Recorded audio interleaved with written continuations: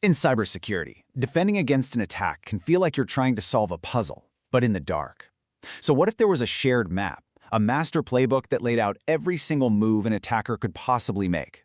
Well, today, we're diving into that exact playbook. The story of how the global security community took the chaos of cyber warfare and turned it into a clear, actionable strategy for defense.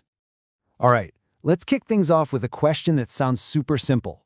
How do you describe a cyber attack? Easy enough, right? Well, for years, the answer to that was a complete and total mess. You have to imagine trying to coordinate a global defense when nobody is on the same page. One team calls it an APT, another says it's an intrusion, someone else just says they got pwned. This jumble of terms meant sharing critical threat info was slow, it was inefficient, and honestly, it was dangerously confusing. There was no universal language. And that's where Mitre enters the picture. They're not-for-profit with this really powerful, simple mission to solve big, complex problems to make the world a safer place. And let me tell you, the communication breakdown in cybersecurity was a massive problem they were perfectly set up to solve. So their solution, which first came out in 2013, is called Mitre Attack. And you can pretty much think of it as the Rosetta Stone for cyber warfare. It's this huge, totally free-to-access knowledge base that documents how attackers operate, and, this is the important part, it's based entirely on real-world observations. Finally, everyone could speak the same language. So how does this whole new language actually work? Well, the secret sauce is this little acronym TTPs. That stands for Tactics, Techniques, and Procedures.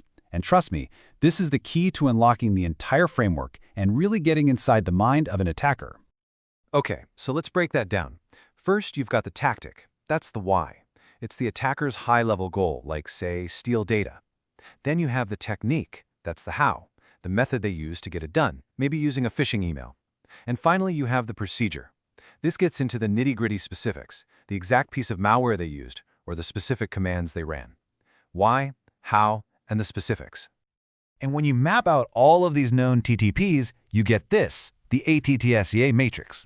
It's literally the entire playbook of cyber attackers, all laid out for defenders to study, to analyze, and to prepare for. I mean, what a game changer. All right, to really get this, let's walk through a quick example. An attacker's very first tactic, their big picture why, is almost always reconnaissance. They need to scope out their target and gather some intel before they make a move. So how do they do that? Well, they might use the technique of active scanning. This is the how. They're actively probing the target's network, looking for any open doors or windows. And we can drill down even further. A specific sub-technique here is vulnerability scanning, where they're using specialized tools to find known software flaws.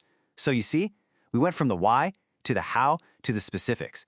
The entire attack path is now perfectly clear and documented for everyone to see. Okay, this level of detail is absolutely incredible. But this isn't just some academic thought experiment. So who's actually using this playbook in their day-to-day jobs? Well, what's so cool is just how many different people use it.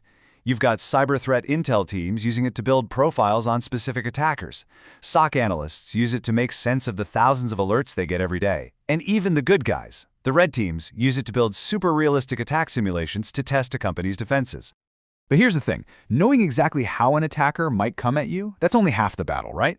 The next, most logical question is, okay, now how do we stop them? And this is where Mitre's work gets even more interesting.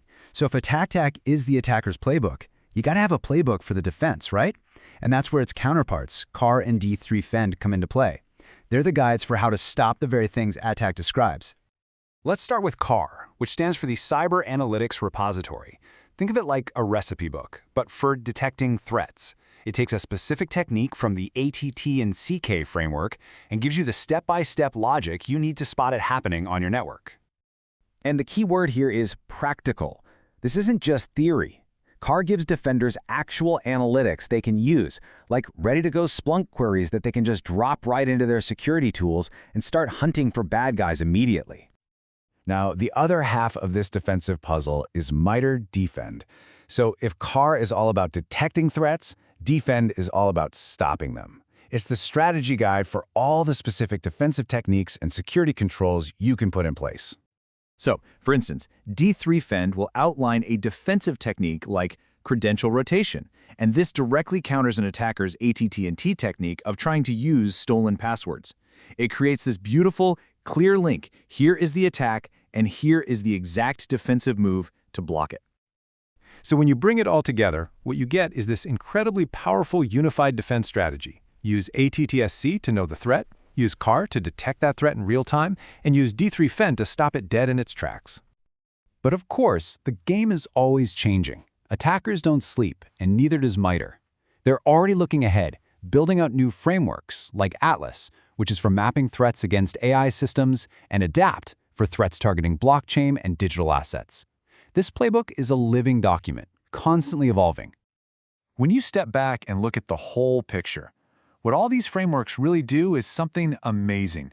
They take this abstract, messy, chaotic world of threat data and they transform it into clear, actionable intelligence that the entire security community can use to build a much stronger collective defense. And that leaves us with this one big final thought.